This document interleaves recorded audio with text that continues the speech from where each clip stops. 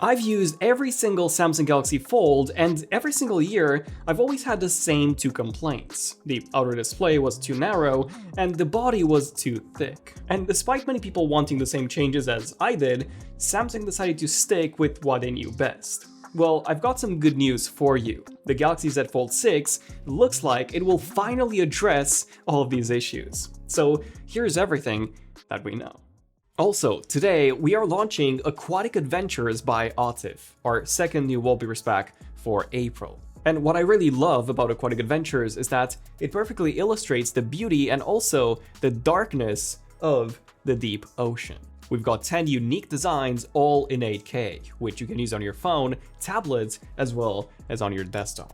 And you can find Aquatic Adventures in our app wallpapers for iOS and Android. Okay, so the biggest change by far is that we are set to be getting 3 different models of the Z Fold 6 instead of just one: the Fold 6 FE, the Fold 6, and the Fold 6 Ultra. So let's start with the Fold 6 FE.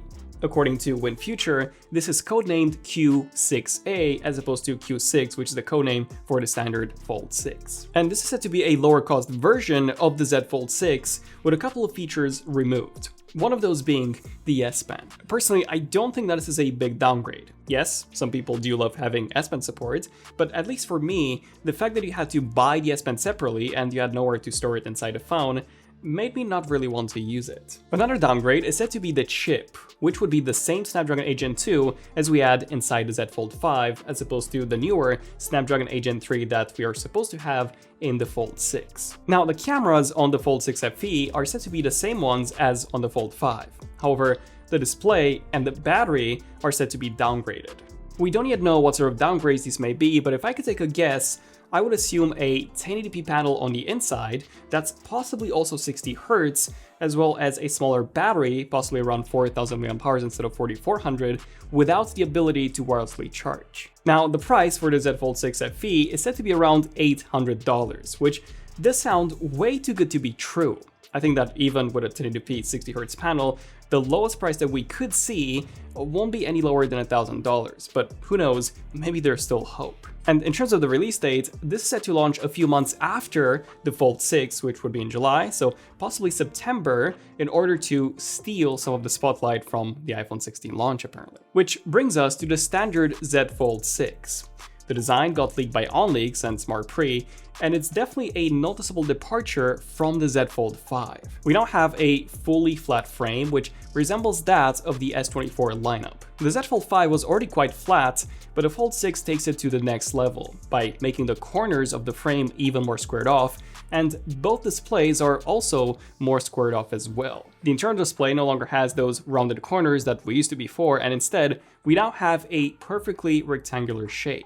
And same goes to the outer display, which is also more squared off now. And I think that's great, as both displays are also a bit bigger now. So the sizes are still 7.6 inches for the inner display and 6.2 for the outer. However, because of these squared off corners, and also because the phone is actually getting wider by 2.6 millimeters, the outer display will be a bit wider too, which I am really happy to see.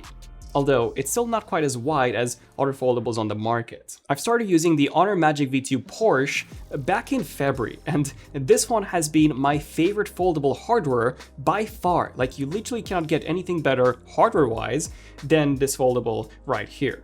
The outer display has the same size and aspect ratio as a regular phone, plus it is shockingly thin, at just 9.9 millimeters when folded as opposed to 13.4 on the Fold 5.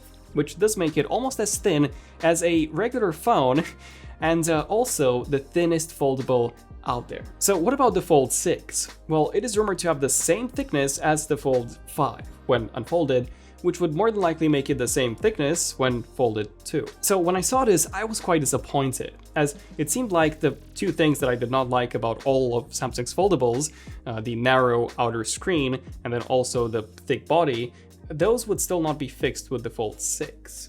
But it turns out that they actually will, and that will be with the Fold 6 Ultra. But before I talk about the Ultra, there are a number of other Fold 6 changes that are worth mentioning.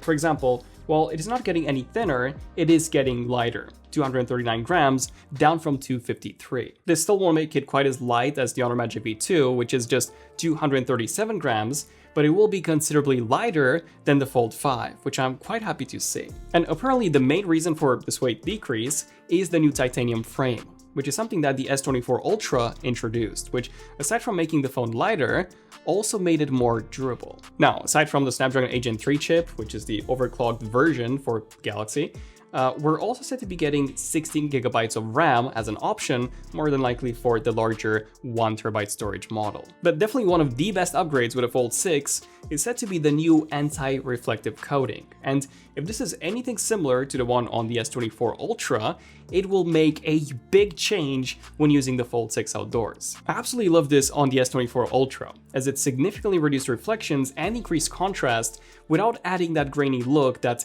matte screens normally have. All in all, the Fold 6 does look to be a more refined version of the same formula that Samsung has been using since the very beginning.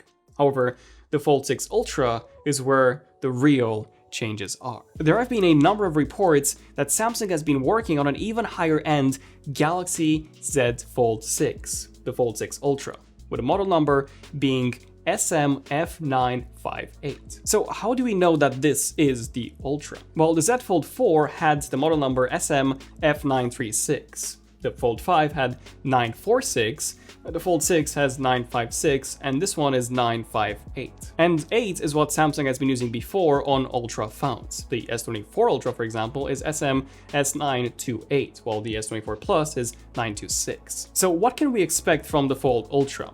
Well, this is where things get a bit weird. You see, Ice Universe has been posting some interesting Fold 6 leaks, showcasing a much larger cover screen that resembles the S24 Ultra in size, with a super wide 22:9 aspect ratio. He's also posted details of the dimensions, which are very thin, at just 5.6 millimeters thin when open and 12.1 when closed. Again, with that much wider cover screen, as well as higher resolutions on both the inner and the outer displays. Now, Ice Universe claimed that these are for the Galaxy Fold 6 and not the Ultra. But as we all know, the design of the Fold 6 has already been leaked by OnLeaks, who's been extremely accurate in the past, and it does not match what Ice Universe has been saying, who's also been extremely accurate in the past. In fact, OnLeaks even responded to Ice Universe saying that he believes that what Ice has been saying is actually the Fold 6 Ultra and not the Fold 6. Ice then said that the Fold 6 Ultra does exist, but he doesn't really have any specific details on it. And since both Ice Universe and OnLeaks have some very good track records,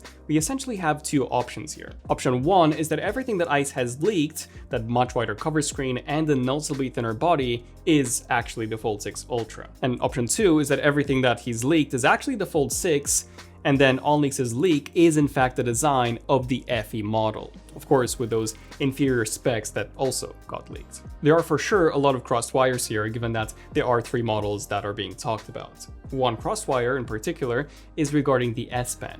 We've had some rumors that the Fold 6 will feature a built-in S Pen like the S24 Ultra. However, on the OnLeaks leak, there is no S Pen slot visible at all. So I'm assuming that if we do see an S Pen slot, that will be a feature exclusively for the Fold 6 Ultra. And one last leak about the Fold 6 Ultra is that it might actually be a limited launch for the South Korean market only. And personally, I do think that this does make a lot of sense for such a device. Samsung is clearly trying something new, so they won't be able to manufacture it at scale. And if they do see a lot of demand in South Korea for such a new form factor, then they might launch it in the international market later too, similar to what Honor has done with the Honor Magic V2. But let me know, what do you guys think? Which one of the Fold versions are you excited for the most? Is it the FE version, the standard, or the really high-end and limited Fold 6 Ultra? Do stay tuned for more updates as soon as we have them. I'm Daniel, this means ZONEofTECH, and I'll see you guys in the next one. ZONEofTECH, signing out. Cheers.